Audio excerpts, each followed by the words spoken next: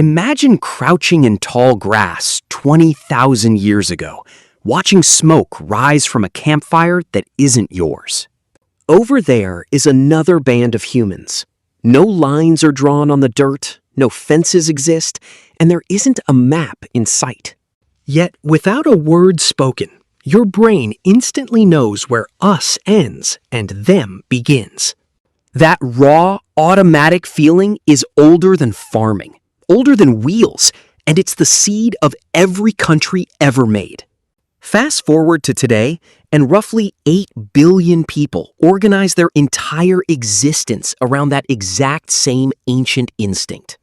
You were born inside lines you never chose, shaping your language, your taxes, and even your passport.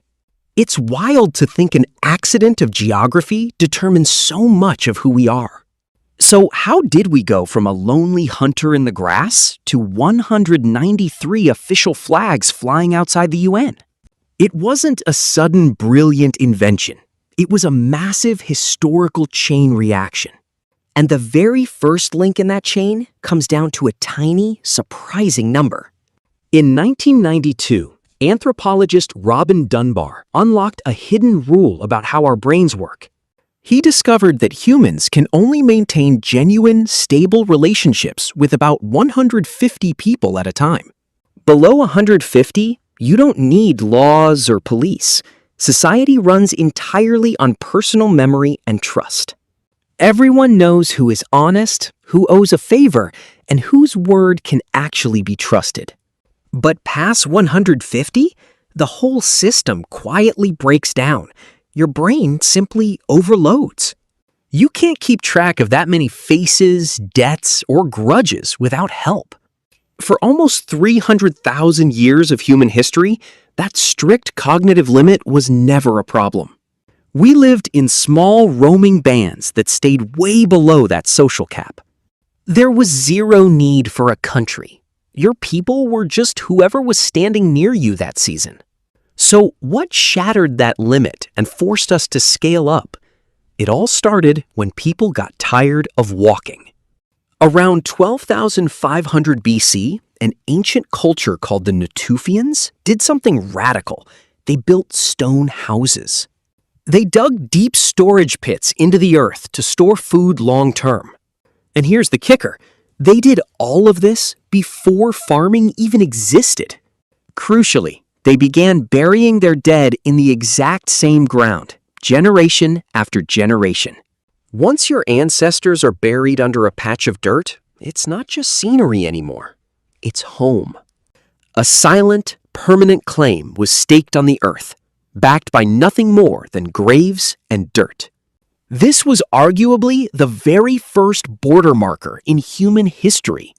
However, ancestor roots only bind family members together. To unite complete strangers, humanity needed a totally different kind of glue. And that magic glue turned out to be shared belief.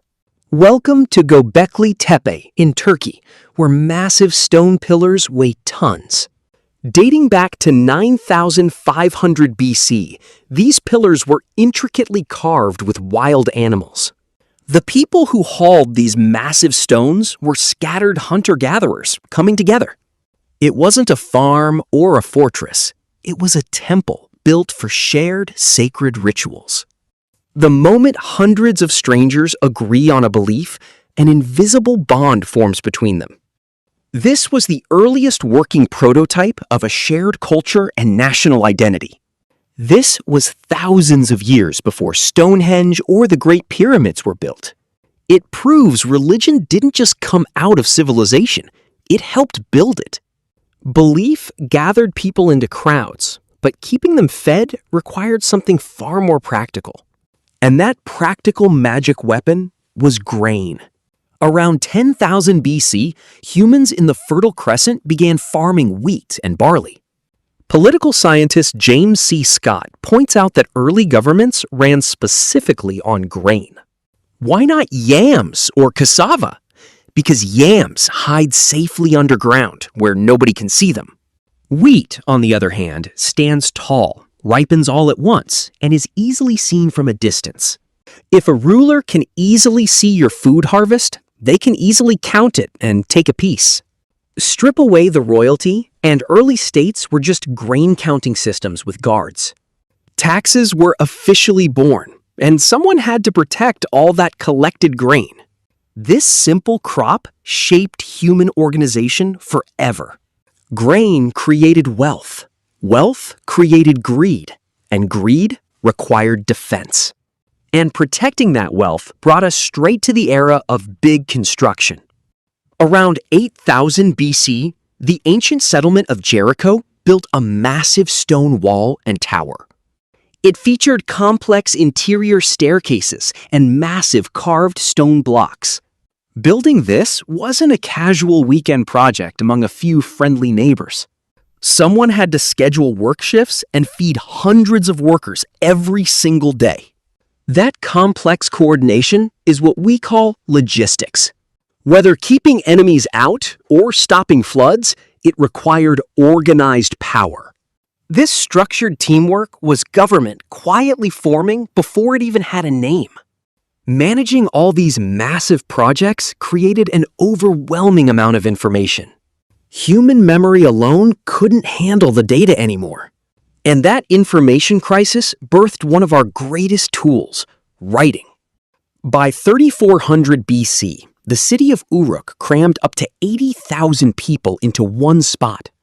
It was the largest concentration of human beings the world had ever seen. To keep track of everything, scribes began pressing symbols into wet clay. You might think they wrote poetry, but the earliest texts were actually receipts. Lists of grain shipments, worker food rations, and livestock counts dominated. Literacy was invented primarily so governments could track who owed them what. Writing was born as state accounting software made of clay. Now we had belief, food surpluses, massive walls, and formal paperwork. Everything was in place, except for the darkest ingredient of all. And that final ingredient was large-scale warfare.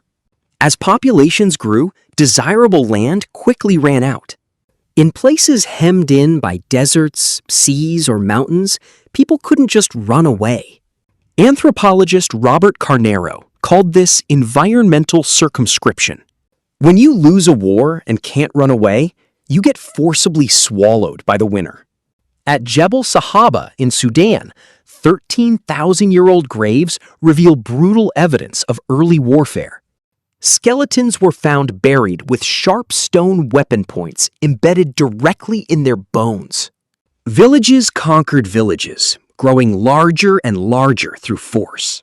Yet even conquered kingdoms aren't modern nations just yet, because modern lines on a map were drawn in a surprisingly modern way, and often by complete strangers sitting thousands of miles away. In 1884, at the Berlin Conference, European powers sliced up Africa using simple rulers. Not a single African leader was invited to sit in that room. In 1916, two diplomats drew lines carving up the Middle East for imperial convenience. Millions woke up to find their official nationality decided on paper by complete strangers. The legal idea of total state authority traces back to the 1648 Peace of Westphalia. And historian Benedict Anderson pointed out that the printing press created national identity. When millions read the same daily news in the same language, they feel instantly connected. Nations became imagined communities, strangers bound together by shared stories. You will never meet 99% of your country, but you still feel deeply connected to them. This national feeling isn't ancient. It's barely a few centuries old. So, back to our ancient hunter crouched in the grass 20,000 years ago. Nobody sat down and masterminded the invention of countries. It built up step by step. A grave, a temple, a granary, a wall, and a treaty. Only much later did we dress it all up in big fancy words like sovereignty. That primitive instinct of us versus them never actually vanished. We just kept building bigger and bigger social scaffolding right on top of it, until the system became sturdy enough to unite 8 billion complete strangers. People who speak different languages and live thousands of miles apart, yet proudly look up at the exact same piece of colored cloth and call it home. And that is how ancient humans invented the modern country.